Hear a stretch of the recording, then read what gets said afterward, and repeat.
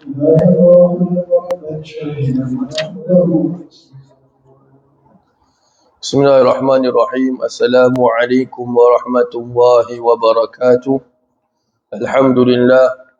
Alhamdulillahillazi hadana lihaza wa ma kunna linahtadiya laula an hadana Allah. Alhamdulillahi rabbil alamin hamdan yuwafi ni'amahu wa yukafi'u mazidah.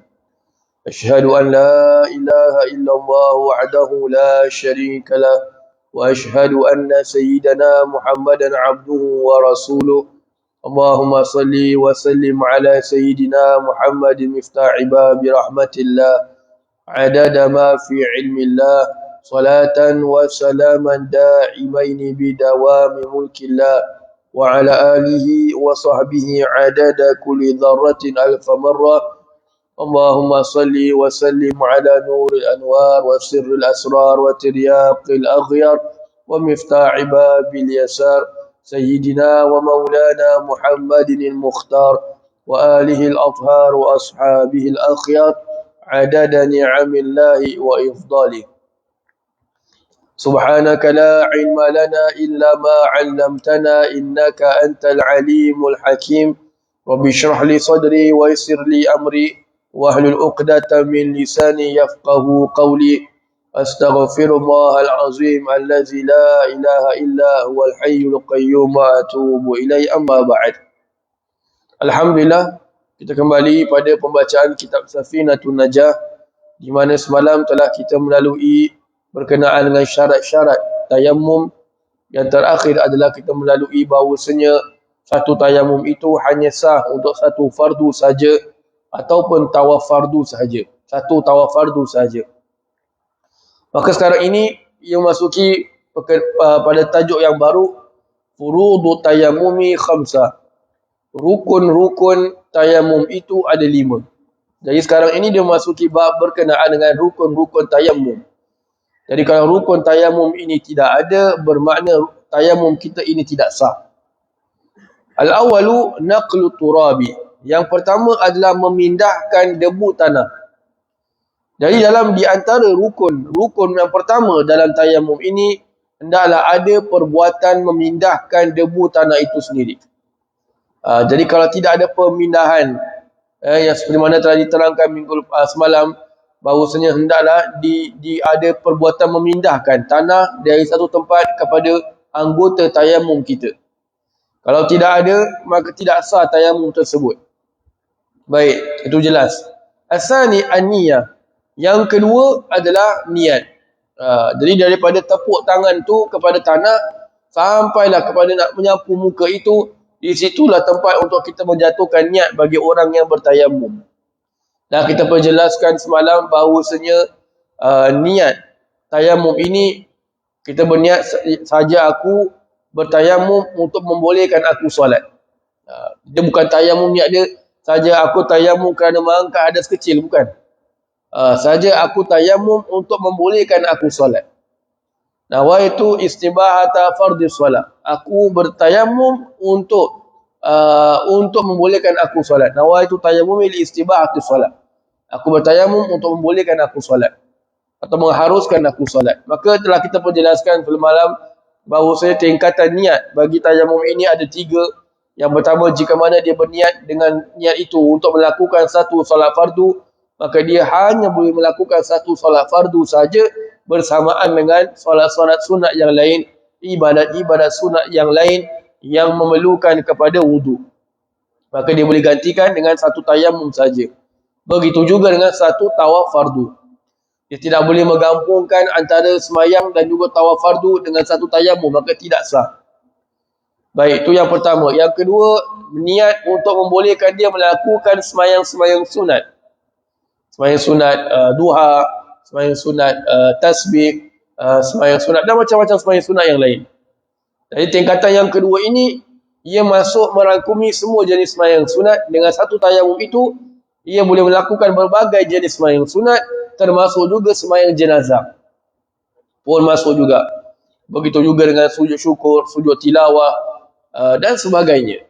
Baik, ini dinamakan tingkatan niat yang kedua. Baik, Tingkatan yang ketiga adalah berniat untuk membolehkan dia menyentuh ataupun membawa Al-Quran, atau membolehkan dia untuk melakukan sujud syukur, membolehkan dia untuk melakukan sujud tilawah. Jadi dengan niat tingkatan yang ketiga ini, dia hanya boleh membuat perkara-perkara yang setara dengan perkara yang telah disebutkan tadi. Tak boleh menggunakan niat tingkatan ketiga ini untuk dia semayang sunat ataupun untuk semayang wajib dan juga yang lain-lainnya. Jadi inilah yang merupakan tingkatan niat bagi tayamum. Dia bukan macam wuduk. Wuduk tu kita anggap saja aku mengangkat hadis kecil kalau Allah Ta'ala semuanya cover. Tapi tayamum tak. Pasal tayamum ni ia adalah digunakan kerana keperluan atau darurat. Subhanallah. Baik. Kemudian yang mengatakan sini adalah berkenaan dengan niat ketika tayamum ini, apabila kita sudah tekap nak pergi kepada muka kita, itulah time on the way tu yang time kita niat. Bukan kita tekap time tu sapu muka tu kita niat, tidak. Bila kita tekap tu nak sampai kepada muka tu yang kita niat. Beza dengan wuduk. Kalau wuduk tu bila kita kena air je terus kita niat. Tayamum tidak, bila kita tepuk nak sampai pada muka tu yang kita niat. Subhanallah. Baik. Jadi itu yang kedua, syaratnya rukun yang kedua adalah niat. As-salisu mas'ul wajhi. Yang ketiga adalah menyapu wajah. Dia kata sini adalah yang ketiga daripada rukun-rukun tayamum itu adalah menyapu muka. Bila kata menyapu muka, dia katakan sini bahasanya adalah menyapu. Bila kata menyapu bermakna sekadar apa yang kita menamakan sapuan. So bila kita tekap, kita sapu. Dah habis. Tak payah tekap, sapu, gosok ni semua. Habis. Ni bukan air. Kan masuk mata, masuk hidung kan dah sesama pula. Subhanallah. Baik. Jadi itu yang ketiga. Baik.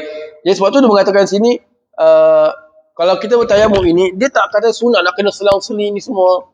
Pasal kalau kita selang-seli pakai debu ni, macam mana nak masuk ni? Ni bukan air ni. Subhanallah. Jadi menyapu muka ni boleh sekadar sapu je. Tak payah ustaz ni tak kena sikit. Tak kena bedak pula.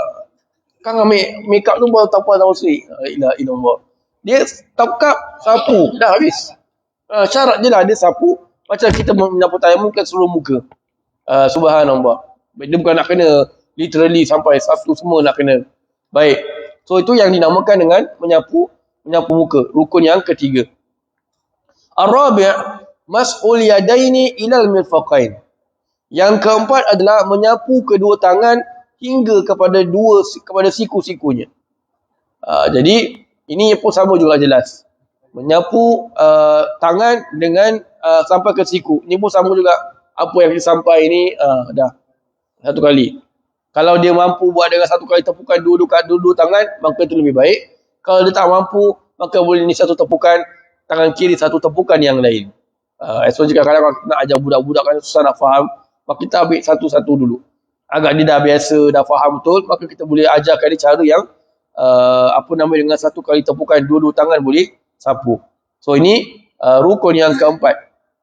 Al-khamisu at-tartibu bainal mas'atain. Yang kelima adalah tertib di antara dua tepukan atau dua sapuan. Dia tak boleh sapu tangan dulu kemudian sapu muka, tak boleh.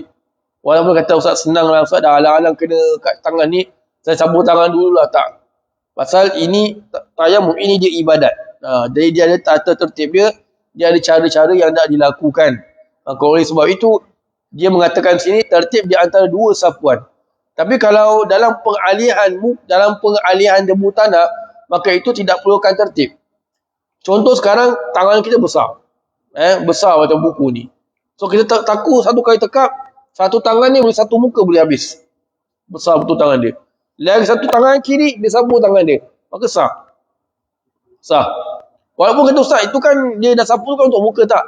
Dia yang tertib tu antara dua sapuan. Muka dulu baru tangan. Bukan antara dua tepukan.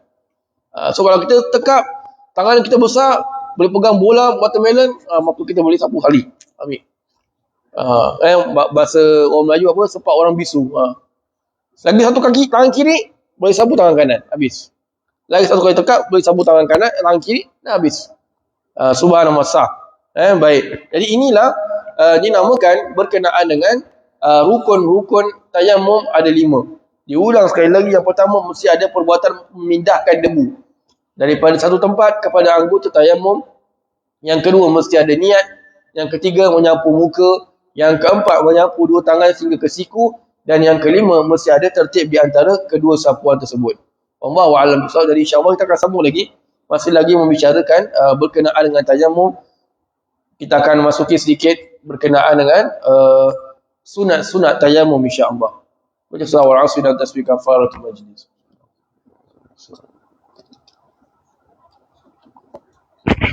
Sallallahu alaihi wasallam.